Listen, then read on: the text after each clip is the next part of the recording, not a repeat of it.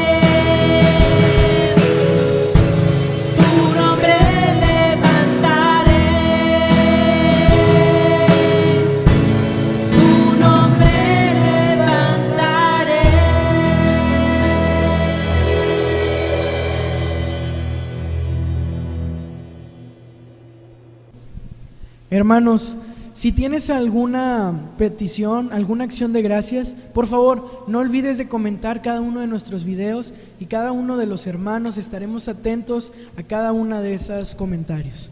Así que bien, vamos a orar. Bendito Señor, te agradezco por permitirme estar alabándote, estar con salud. Te agradezco por mi familia y por los hermanos y amigos de la Iglesia Betel y por cada una de las personas que está viendo este video. Señor, te pido que cuides a cada una persona que tenga alguna petición, que esté pasando por algún momento de necesidad.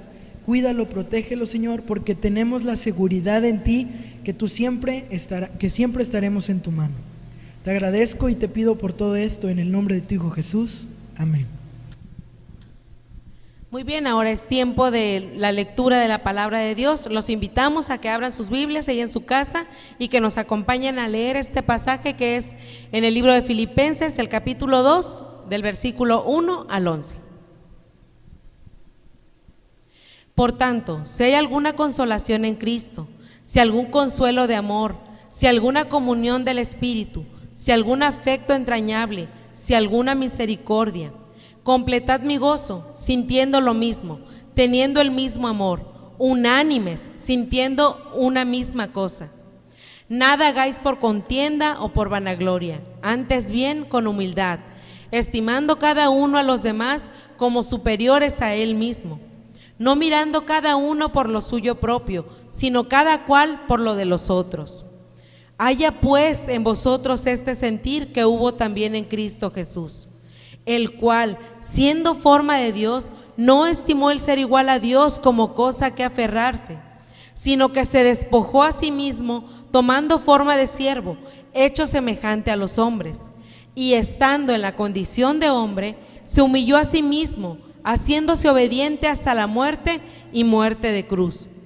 Por lo cual Dios también le exaltó hasta lo sumo y le dio un nombre que es sobre todo nombre, para que en el nombre de Jesús se doble toda rodilla de los que están en los cielos, de los que están en la tierra y debajo de la tierra, y toda lengua confiese que Jesucristo es el Señor, para gloria de Dios Padre.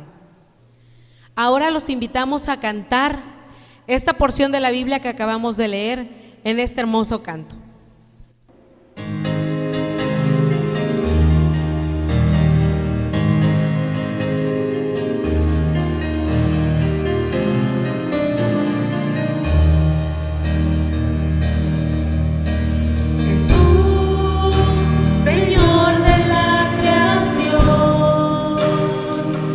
Siendo en forma de Dios, se despojó de sí mismo, tomó la semejanza de hombre, y siendo puro y sin mancha, entre nosotros vivió, y asimismo se humilló, forma de siervo, hasta su vida entregar, y en una cruz terminar. Mas Dios a lo sumo lo exaltó, y su nombre engrandeció, para que ante su autoridad toda rodilla se doble y toda lengua confiese que Jesús es el Señor. Jesús, Señor de la creación, siendo en forma de Dios, se despojó de sí mismo.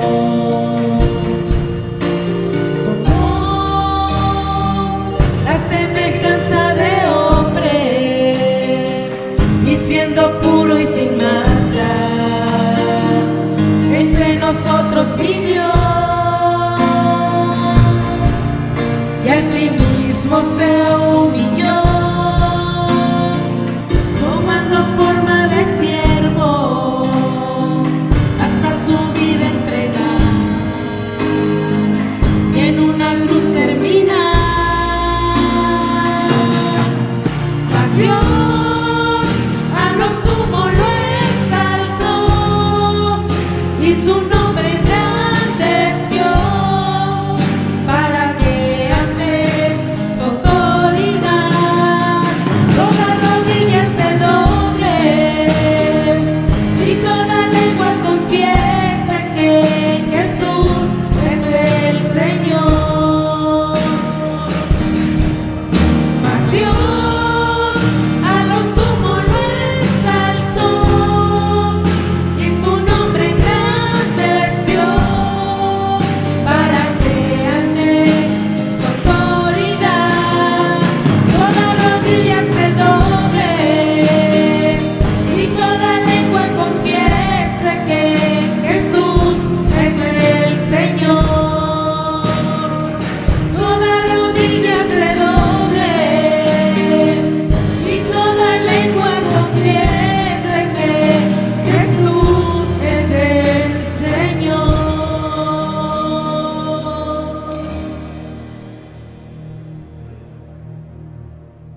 Tenemos una participación especial. Terminando esta participación, continuamos con nuestro pastor Mario Carranco.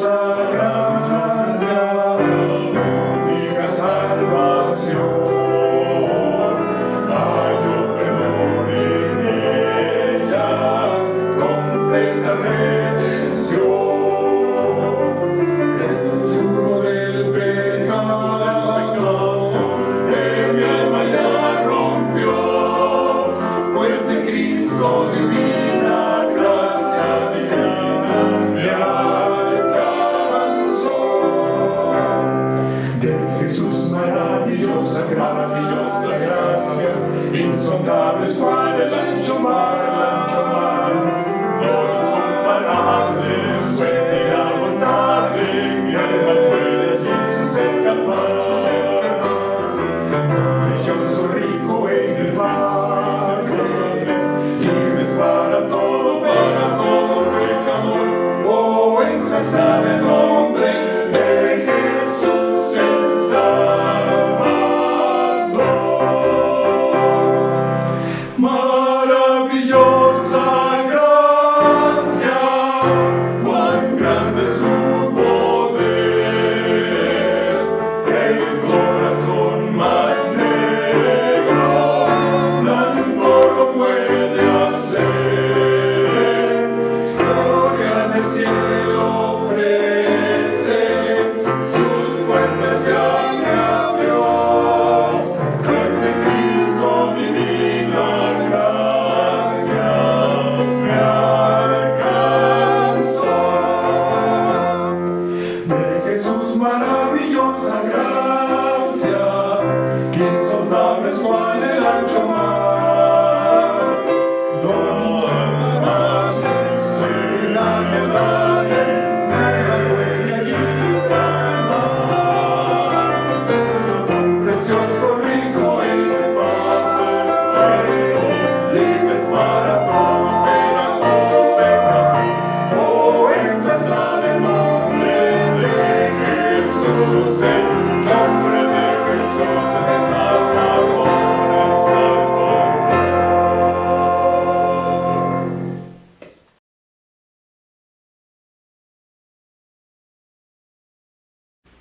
¿Qué tal? Buenos días, hermanos de la Iglesia Bautista Betel de Guadalupe, Nuevo León.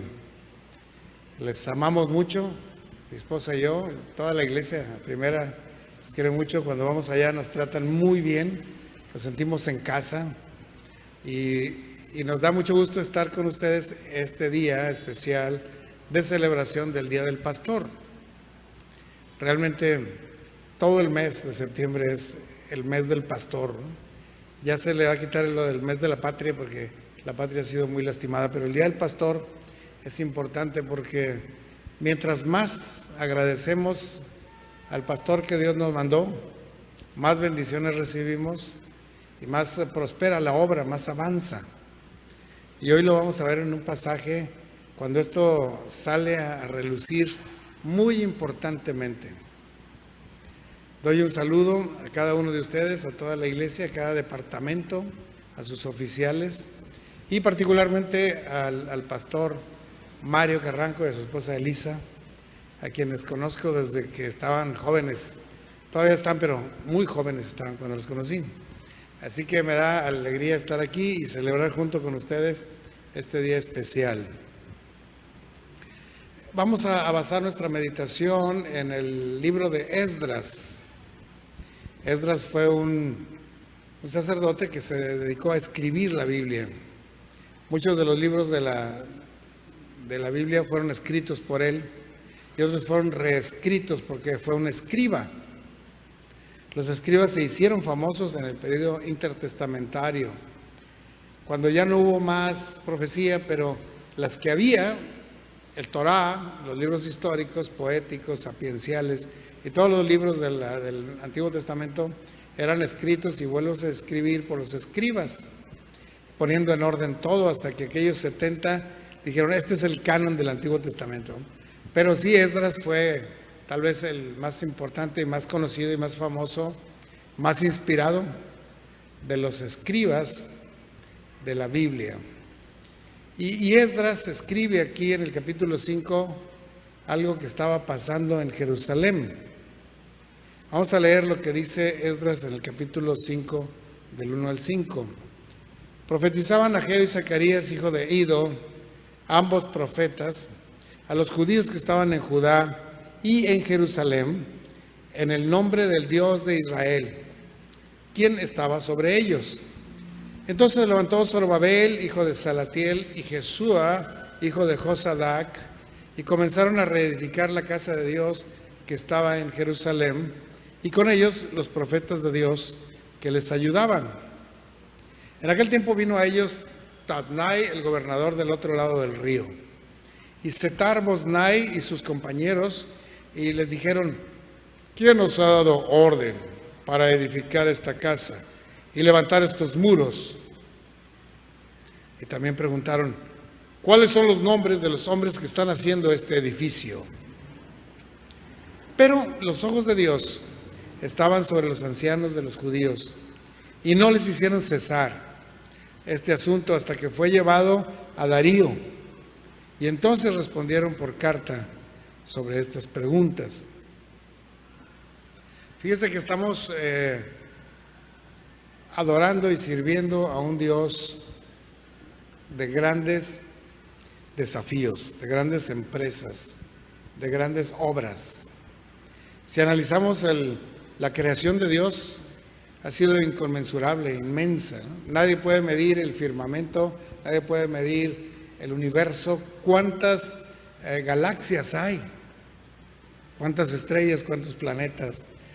No se pueden medir, porque son grandes obras que Dios hace. Y luego lo que hizo con la tierra fue sorprendentemente hermoso y sigue siéndolo. Y seguimos descubriendo cosas que Dios guardó en la tierra como tesoros minerales y orgánicos para que nosotros pudiéramos vivir y vivir con comodidad y disfrutar de una tierra preciosa. Dios ordenó la tierra. Otros planetas no los ordenó, los dejó así, como unas masas de piedra, sin agua, sin oxígeno, sin vegetación, sin animales, porque Dios no pensaba poner hombres en ningún planeta más que en la tierra. Pero los proyectos de Dios son inmensos e inconmensurables. Y si nos vamos hacia lo pequeño, hacia las células y hacia las moléculas y hacia los átomos y a las partículas atómicas, también vemos que es infinito hacia adentro, el microcosmos, y eso también lo creó Dios con su tremendo poder.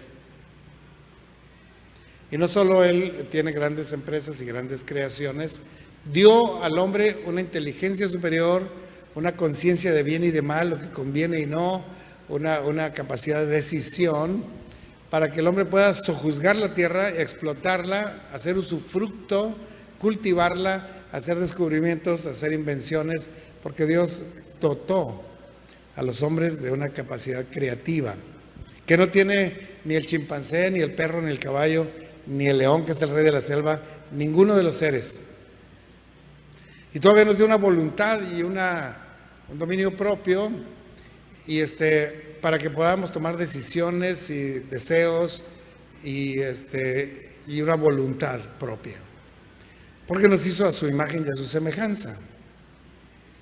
Y puso grandes desafíos a los seres humanos.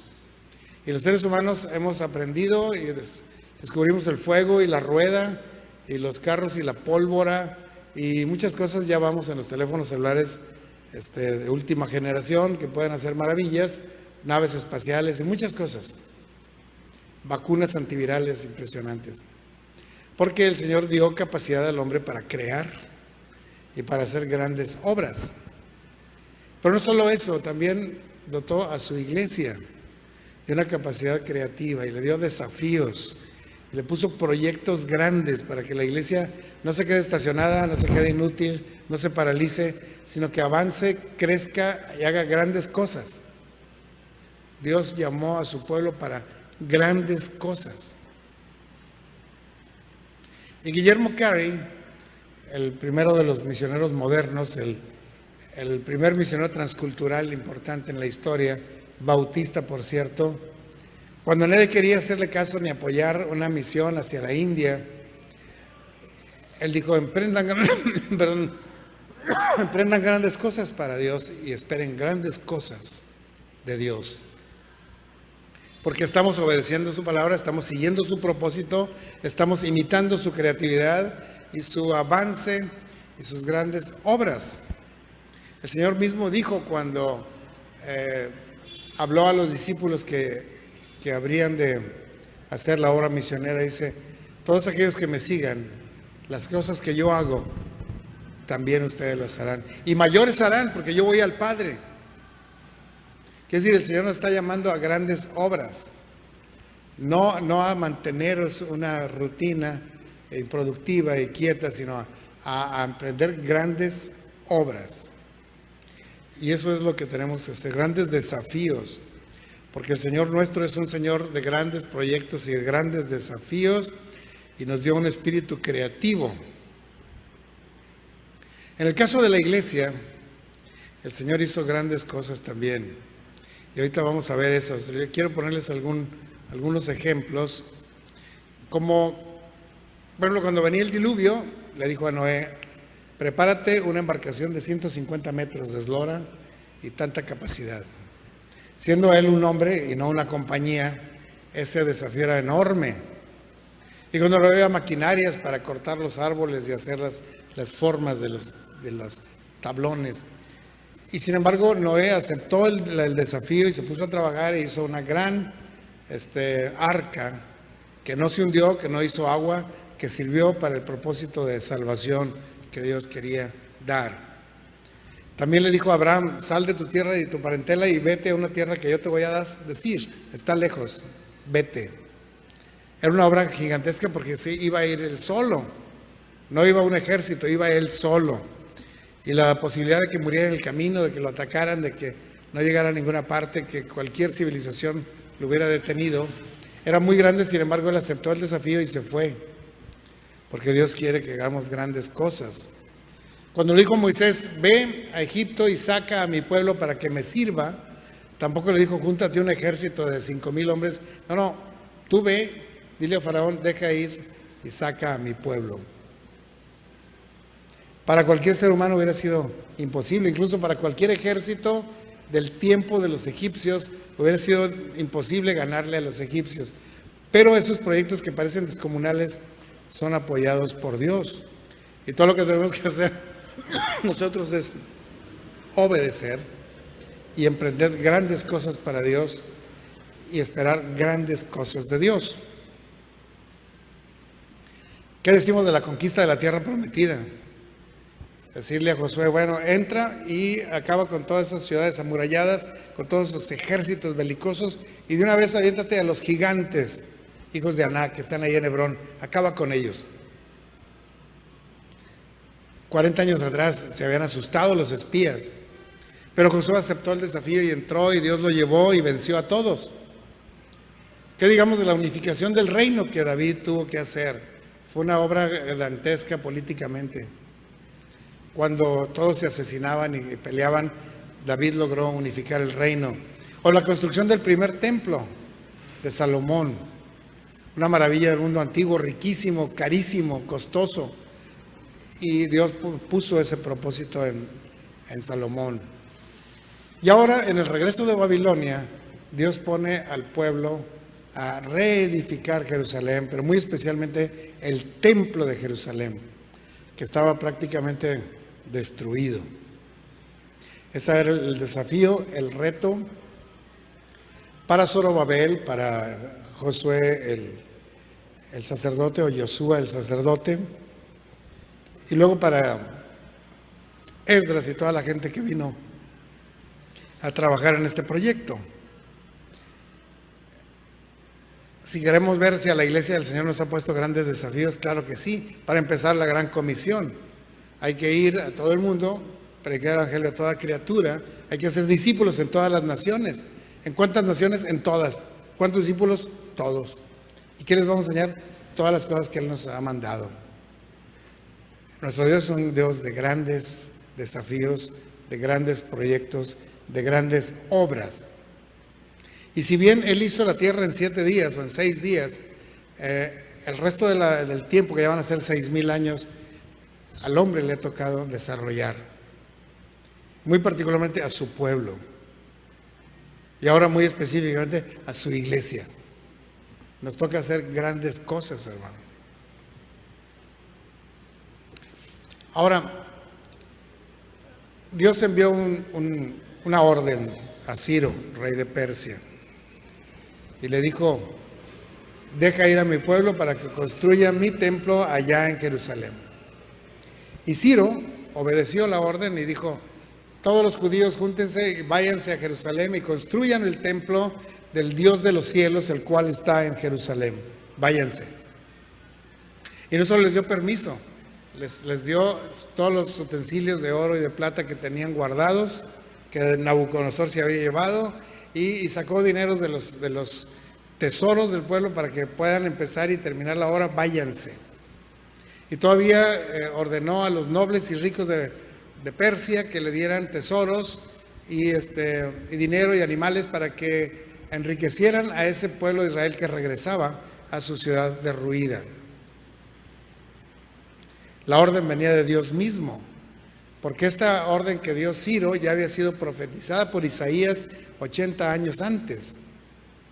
Mi siervo Ciro mandará a reconstruir el templo. Y eso fue algo impresionante, hermanos. Dice en Isaías 44:28, dice de Ciro: es mi pastor y cumplirá todo lo que yo quiero, al decir a Jerusalén serás edificada y al templo serás fundado. Y en Isaías 45:1 dice: así dice Jehová a su ungido, a Ciro, al cual tomé yo por su mano derecha para sujetar naciones delante de él y desatar lomos de reyes, para abrir delante de él puertas, y las puertas no se cerrarán. Fue muy sorprendente que estas profecías que hizo Isaías fueron 80 años antes, cuando Ciro todavía no había nacido, cuando ni siquiera los babilonios habían tomado Jerusalén. Es algo muy sorprendente lo que Dios reveló a Isaías y cómo lo transcribió literalmente, exactamente como un buen profeta de Dios. Y eso se cumple ahora con la venida de Ciro, que fue un rey medo que venció a los persas, se unieron y luego atacó al rey de Babilonia, que en ese tiempo era el hijo de Nabucodonosor. Y ese hijo de Nabucodonosor había visto una mano en la pared que decía: pesado ha sido en balanza y ha sido hallado falto. Y la interpretación que dijo Daniel es que tu reino termina hoy van a tomar tu trono y tú vas a morir. Y en efecto esta noche llegó Ciro y derrotó a Belsasar, aquel rey. Bueno, pues este Ciro, que había nacido mucho después y que ahora era el rey de todo el mundo, dio un decreto. Algunos historiadores dicen que los capitanes judíos, los grandes judíos, se acercaron a enseñarle la profecía de Isaías. Mira lo que dijo Isaías de ti. Y que él lo aceptó como una verdad irrefutable de un Dios todopoderoso, en el cual él ya creía y obedeció simplemente.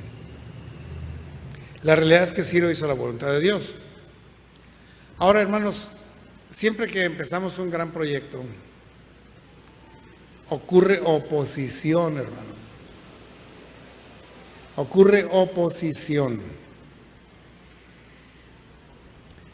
Tanto de los líderes políticos y religiosos, como ocurrió en ese tiempo, como de otras fuerzas extrañas, y hay desaliento y desánimo de los mismos miembros del pueblo, y siempre hay oposición, y más cuando es una obra que Dios ordena. Porque, por ejemplo, acá hay muchos edificios que están construyendo, nadie se opone, pero pónganse a construir un templo y van a ver cómo vienen oposiciones brutales, inmisericordias y descomunales. Aquí vinieron los gobernadores de la Cisjordania y de la Transjordania y del norte y del sur, se juntaron y vinieron a echar un montón y le dijeron a los discípulos: ¿quién les ordenó reedificar el templo? ¿Y quiénes son los nombres de ustedes que están edificando? Porque vamos a ir con la denuncia. Era intimidante porque usted dice: no, pero Ciro había hecho el decreto. Sí, pero Ciro ya había muerto. Ahora estaba Darío. Y no eran amigos. Y no tenía que Darío apoyar un decreto de Ciro. Si Darío no quería, podía mandar un ejército a aplacar a los judíos y terminar con todo. Era realmente intimidante la oposición que estaban presentando aquellos gobernadores. Los ricos del pueblo, aparte, no querían colaborar, hermano. Se espera que los ricos pues tienen poder, tienen con qué, tienen recursos. No querían hacerlo. Es un tipo de oposición. Si los poderosos no quieren, pues los demás tampoco. Y se vinieron aquellos gobernantes para exigir permisos, autorizaciones y amenazaron con mandar esto a Darío. Pero dice la Biblia que los ojos de Dios estaban sobre los ancianos de Israel y la obra no se detuvo. En ese momento no se detuvo. A mí me quedaba siempre la duda, ¿por qué si Ciro los mandó construir, ahora los querían acusar con Darío? ¿Qué pasó? Pues nada más habían pasado 80 años. 80 años, ya Ciro estaba muerto y vuelto a morir. Y ahora Darío era el que estaba reinando sobre Persia. ¿Y por qué esos 80 años pasaron? ¿Cuánto tardarían en reconstruir un templo? Lo máximo que se puede tardar en reconstruir son 46 años. Pero aquí habían pasado 80 años y no habían edificado hasta que vino Esdras, ¿verdad? Pero, ¿qué pasó? Pues que mucha gente hizo caso a la oposición.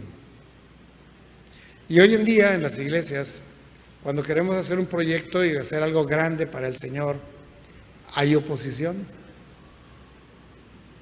Y la oposición, aunque puede venir de algún extraño, o puede venir de algún otro grupo religioso, o puede venir del gobierno, generalmente viene de la misma iglesia, donde hay hermanos que dicen, yo no estoy de acuerdo con eso. No estoy de acuerdo. Debemos llevar esto a sesión, que haya una comisión que investigue, que asuntos, que no quiero, no estoy de acuerdo. Y ese que no está de acuerdo, es un opositor, jala a muchos otros que tampoco están de acuerdo. Y empieza una detención de la obra. Y la mayoría de las iglesias están detenidas, no han avanzado, no han crecido, no han construido, no han alcanzado a nadie. Siguen siendo los mismos 35. Porque la oposición fue muy fuerte. Y sí hay oposición y estos que se paran ahí para decir no estoy de acuerdo, solamente son portavoces del verdadero opositor, que es el maligno. El maligno es el que levanta oposición. Pero muchos cristianos con la fe pequeña nos asustamos de esa oposición y dejamos de trabajar, dejamos de avanzar, dejamos de hacer cosas. Y eso le pasó al pueblo de Israel por casi 80 años. Algo terrible, ¿no? Ahora, también está nuestro Dios que da respaldo a este proyecto. Pero ese respaldo que Dios da, solamente lo podemos ver los hombres de fe. Dicen, si el Señor lo manda, yo voy. Si el Señor nos apoya, yo voy. Si el Señor ha puesto todas las cosas de modo, nosotros obedecemos. Nosotros siervos nos levantaremos y edificaremos, porque son hombres de fe. Pero ¿y se acuerdan ustedes cuando Moisés envió espías para conocer la tierra prometida? Y entraron y 12 de ellos, hombres fuertes, valientes, príncipes de las tribus, y regresaron y 2 estaban entusiasmados y los otros 10 estaban asustados, hermano. Y dieron su testimonio cada quien. Josué y Caleb a favor de entrar a poseer la tierra y los otros 10, no. Somos como langostas al lado de esos gigantes, no podremos ir. Y el pueblo, ¿qué creen? Se dejó influenciar de la oposición. Hombres de poca fe, pueblo de poca fe. Así pasa.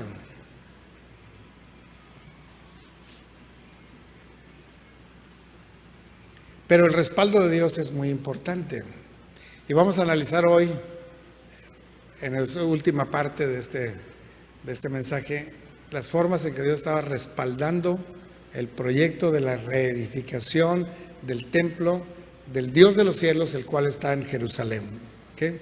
Vamos a ver cómo está ese respaldo. En primer lugar, Ciro, que era el emperador medo-persa, había dado un decreto. No solo fue un pensamiento, un deseo, no. Fue un decreto. Ordeno que regrese el pueblo y que reedifiquen el templo al Dios de los cielos, el cual está en Jerusalén. ¿Habrá alguna influencia más fuerte en el mundo que la de un emperador? Pues no. Bueno, Dios había obrado sobre Ciro para que diera el decreto. ¿Es un respaldo sí o no? Es un respaldo. ¿Lo sabían los judíos que regresaron a Jerusalén? Sí lo sabían. Precisamente por eso iban regresando. Había dado tesoros y había dado todos los utensilios de oro y de plata. ¿Es un respaldo, sí o no? Porque a veces no queremos que un proyecto, porque pues es que no tenemos recursos, hermano. Hay que entender que si no hay dinero, pues no debemos comprometernos, ¿no? Bueno, aquí había recursos. Y luego los nobles y ricos también cooperaron con recursos, con ganado, con ofrendas, de tal manera que traían todo lo necesario no solo para el viaje, sino para reconstruir el templo. Era un respaldo. ¿Por qué los ricos lo hicieron? ¿Por la orden de Ciro? No, porque Dios tocó los corazones para que hubiera recursos. Los recursos los manda Dios de muchas partes. Y aquí es una evidencia de que Dios estaba respaldando el proyecto. Luego, aparte de eso, la persona de Zorobabel, que Dios había preservado como el tataranieto de David, regresó para gobernar. Todos los judíos están esperando siempre regresar a Jerusalén y que David venga y gobierne. En este caso, pues era el tataranieto. Y todos estaban reconociendo a Zorobabel y decían, vámonos a Jerusalén a reconstruir el templo, que es el edificio más importante de los judíos. Vamos. La motivación humanamente era muy buena, pues ni así construyeron. Zorobabel era un auténtico príncipe de Israel y ni a él obedecieron. Estaba también Josué, el sucesor de los sumos sacerdotes. E iba adelante de todos ellos, con su influencia, con su conocimiento, con su experiencia. Y la gente no se ponía a trabajar.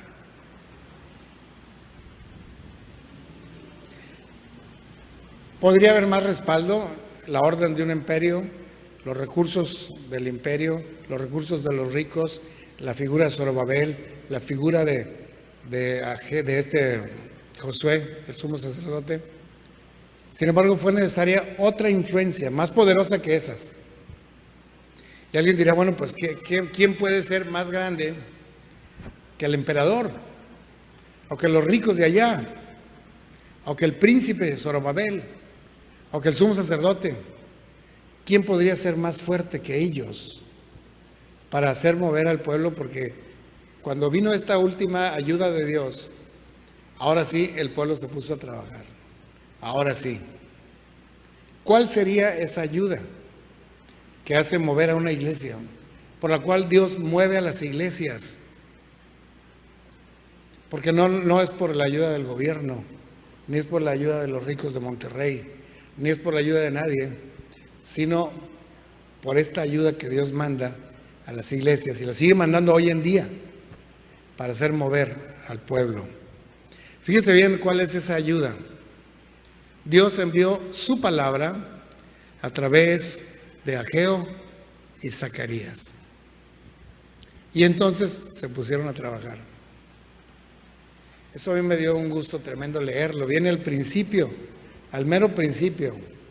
Y predicando Ageo y Zacarías, hijo de Ido, empezaron a trabajar y a reconstruir el templo. Ahí dice eso. Ciro lo dijo 80 años antes, pero no lo obedecieron. Zorobabel les decía cada rato y no lo siguieron ni al sacerdote Josué. Pero vinieron los mensajeros de Dios, Ageo y Zacarías, y el pueblo se puso a trabajar.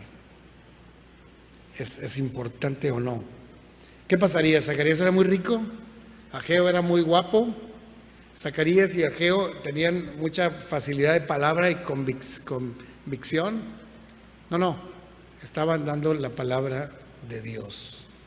Y la palabra de Dios es lo que da poder. Y la palabra de Dios es la que transforma corazones. Y la palabra de Dios es la que mueve a la iglesia.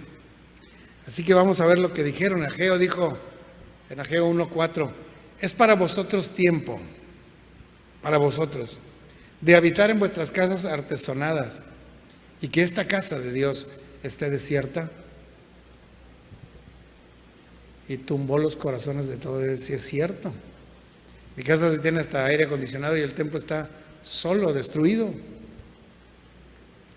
Y luego vino Zacarías Y dice así: entonces respondió y me habló diciendo: esta es palabra de Jehová a Zorobabel, que dice: no con ejército ni con fuerza, sino con mi espíritu, ha dicho Jehová de los ejércitos. Y yo había leído muchas veces este pasaje, me lo sé de memoria, me los he cantado. Yo creo que el hermano Mario también se sabe cantado este canto, no con ejército ni con fuerza, sino con mi espíritu, ha dicho Jehová.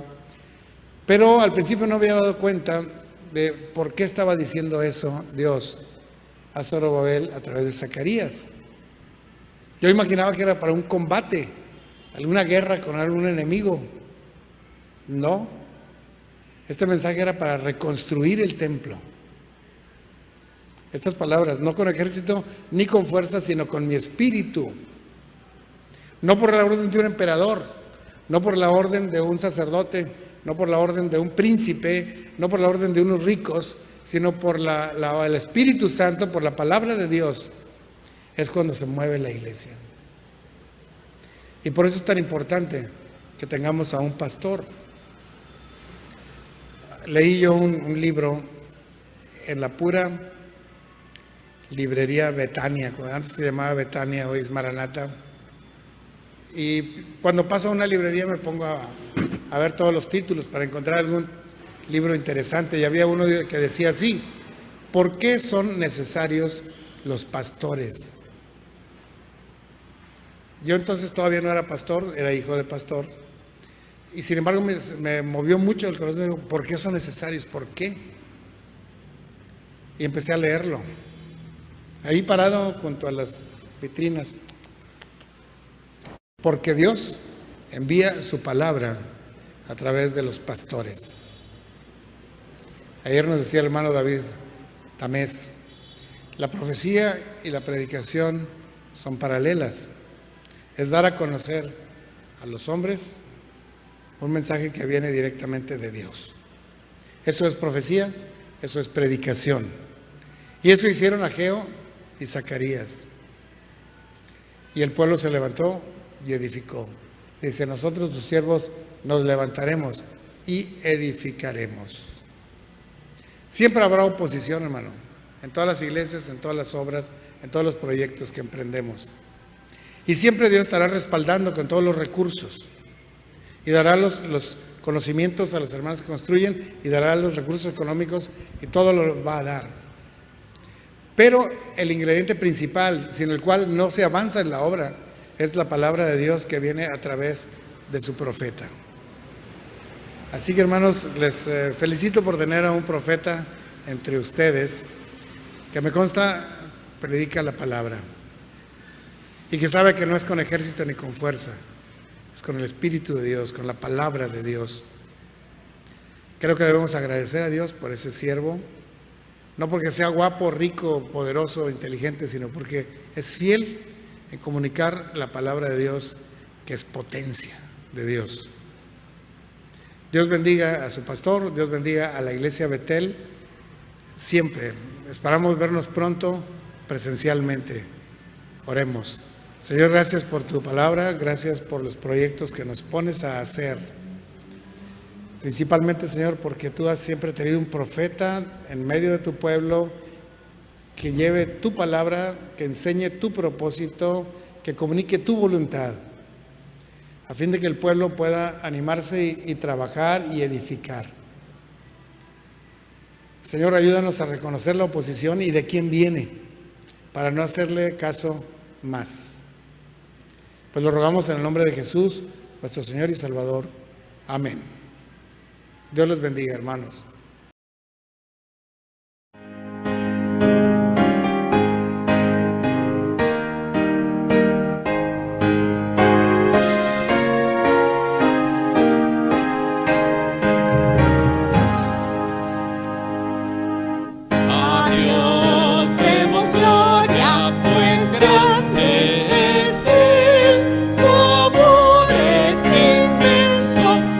Su Hijo nos dio.